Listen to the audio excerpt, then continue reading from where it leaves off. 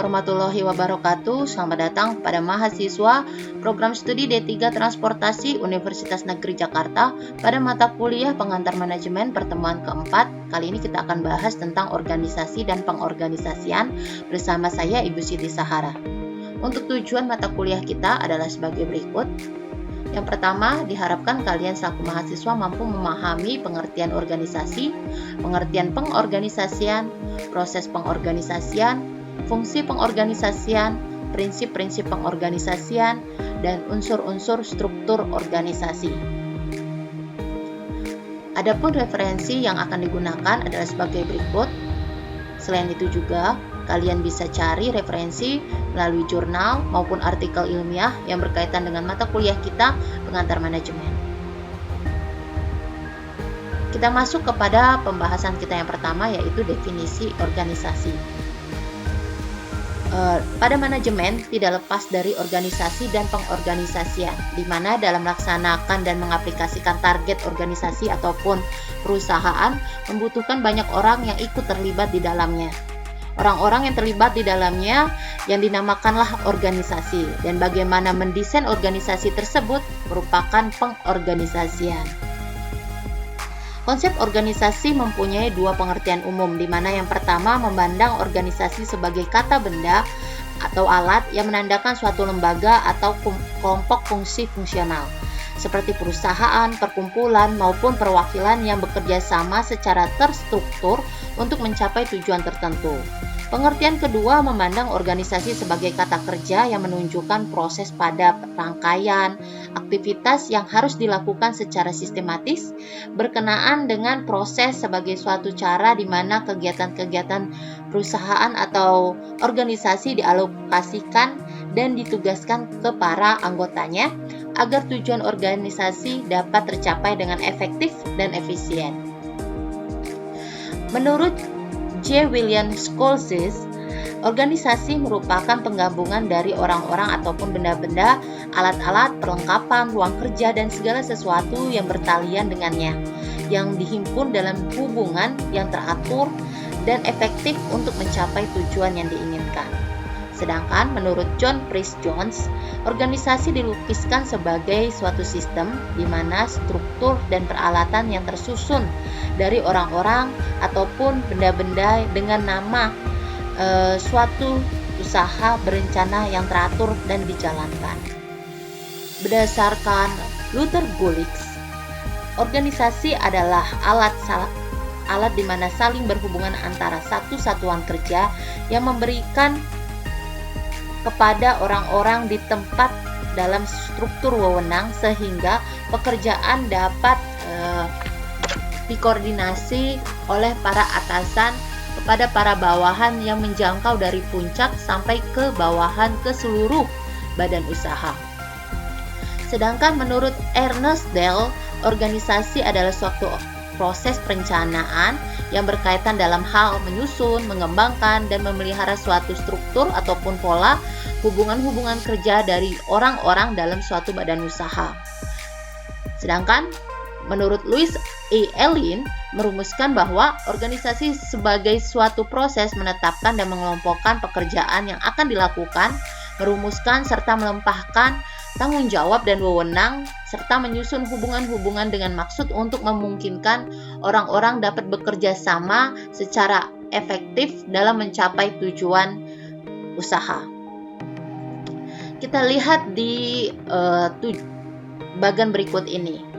Kita aplikasikan menurut pendapat dari Louis A. Allen, di mana menurut beliau tadi organisasi merupakan proses penetapan dan pengelompokan pekerjaan yang dilakukan. Bisa dilihat dari sini bagaimana pengelompokan bagian-bagian, di mana accounting ataupun akuntansi berperan masing-masing, customer service, dan bagian kitchen atau dapur. Di customer service dibantu menjadi 3 orang pelayan, yaitu pelayan 1, pelayan 2, pelayan 3. Dan pada bagian kitchen dibagi menjadi 2 bagian, yaitu bagian belanja dan bagian memasak. Di sini sudah terlihat bagaimana pengelompokan kerja dan merumuskan apa saja tanggung jawabnya, wewenangnya, dan hubungan yang bisa saling keterkaitan. Misalnya saja belanja pasti akan berkaitan dengan accounting di mana bagian keuangan. Sedangkan memasak itu memiliki hubungan dengan apa yang akan dibelanjakan bahan bakunya oleh pihak dari belanja. Sehingga dapat disimpulkan bahwa organisasi adalah cara di mana kegiatan-kegiatan perusahaan dialokasikan dan ditugaskan kepada para anggotanya agar tujuan organisasi dapat tercapai dengan efektif dan efisien. Pengorganisasian adalah merupakan proses penyusunan struktur organisasi yang sesuai dengan tujuan organisasi, sumber daya yang dimiliki, dan lingkungan yang melingkupinya.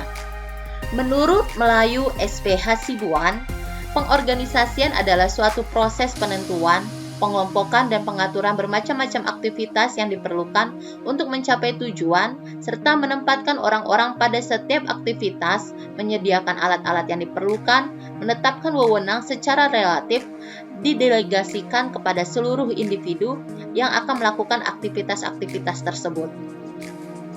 Sedangkan menurut Herman Hort, pengorganisasian meliputi pembagian pekerjaan, penugasan, pengalokasian sumber daya, dan koordinasi pekerjaan.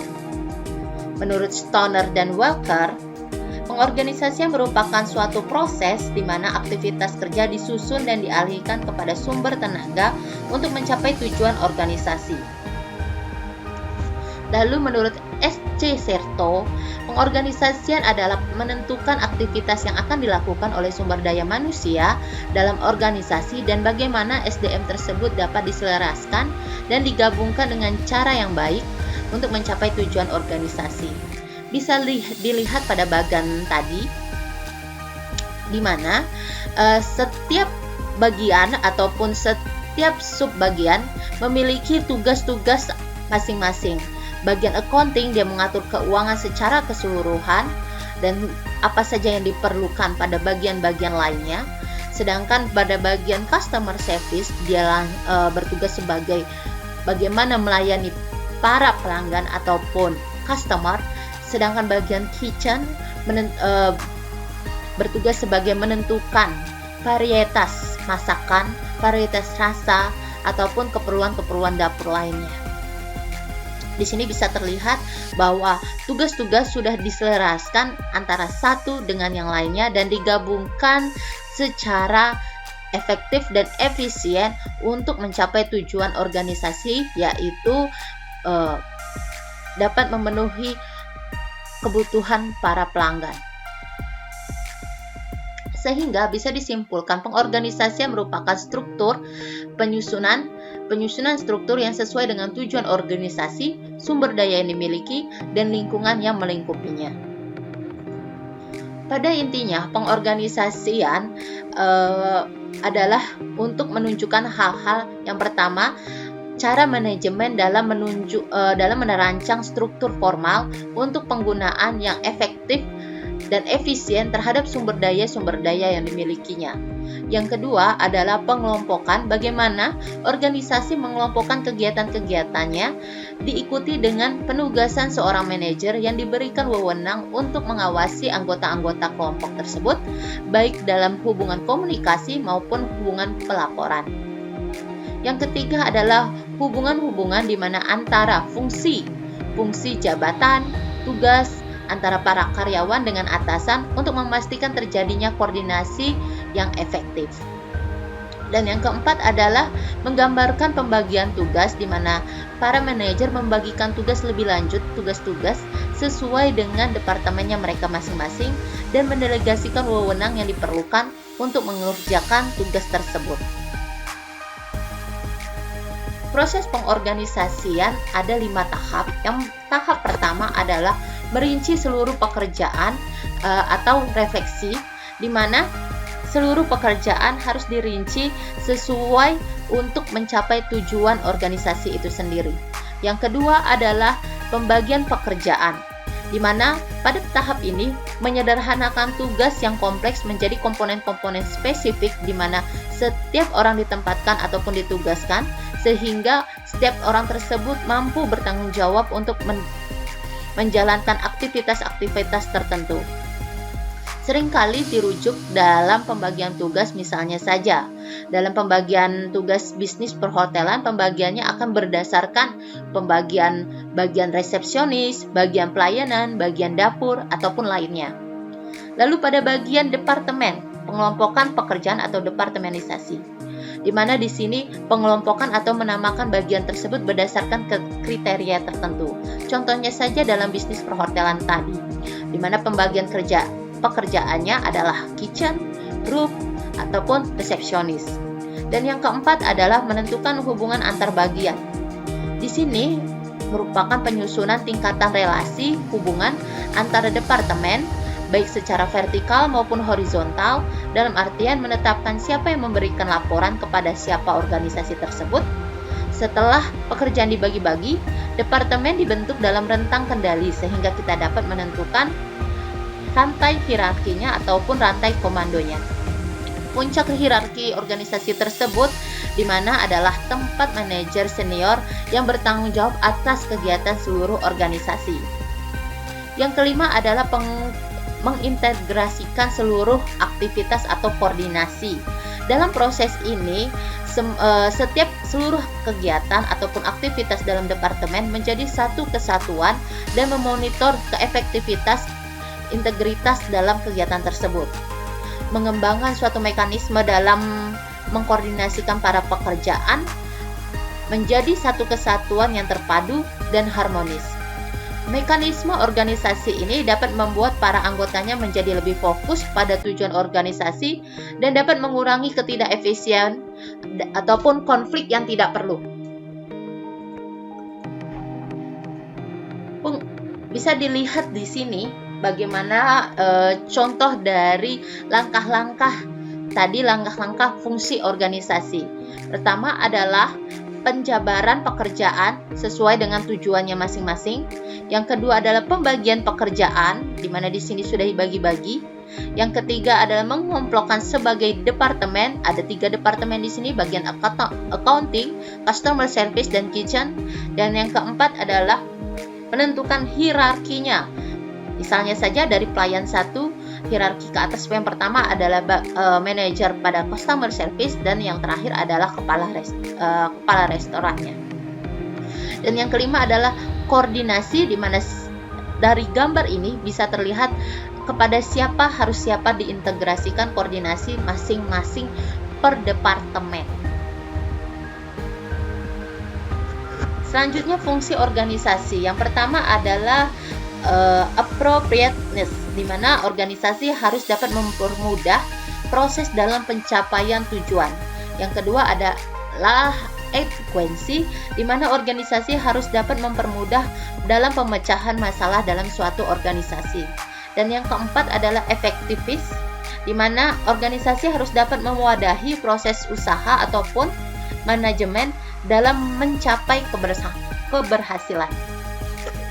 Yang keempat adalah efisiensi, di mana organisasi harus mendapatkan hasil yang semaksimal mungkin dengan pengorbanan yang minimal. Prinsip organisasi yang pertama adalah di mana setiap organisasi harus memiliki kesadaran yang tinggi untuk sanggup menerima tujuan yang telah ditetapkan, sehingga semua kegiatan dalam setiap unit yang diarahkan kepadanya adalah suatu tujuan ataupun kegiatan untuk mencapai tujuan bersama. Yang kedua adalah teratur, di mana setiap pembagian organisasi atau dalam pembagian unit-unit kerja harus diatur sedemikian rupa sehingga tidak ada satu unit pun yang memiliki tugas sama. Yang ketiga adalah dalam satu perintah. Pembentukan struktur organisasi harus menggambarkan adanya satu perintah dan adanya keseimbangan tugas antar unit serta kesederhanaan wewenang tanggung jawab agar dapat mengurangi span of control.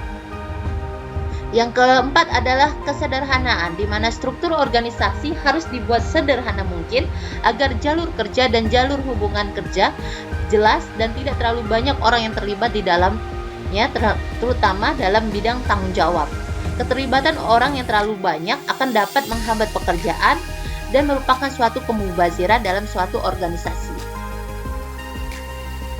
Unsur-unsur dalam struktur organisasi adalah di mana yang pertama adalah spesialis kerja, kegiatan yang berkenaan dengan spesifikasi tugas-tugas individu ataupun kelompok dalam organisasi dan penyatuan tugas-tugas tersebut menjadi satuan-satuan kerja.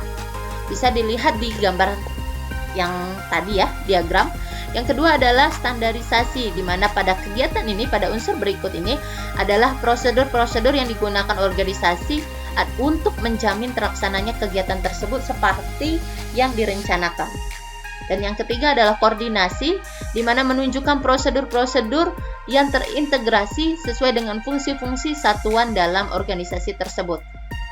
Dan yang keempat adalah pembuatan keputusan, di mana apakah keputusan itu dibuat secara sentralisasi ataupun desentralisasi, yang menunjukkan letak kekuasaannya, pembuatan kekuasaan apakah itu terpusat, sentralisasi ataupun tidak desentralisasi. Yang terakhir adalah ukuran satuan kerja, di mana menunjukkan jumlah karyawan dalam suatu kelompok kerja itu sendiri.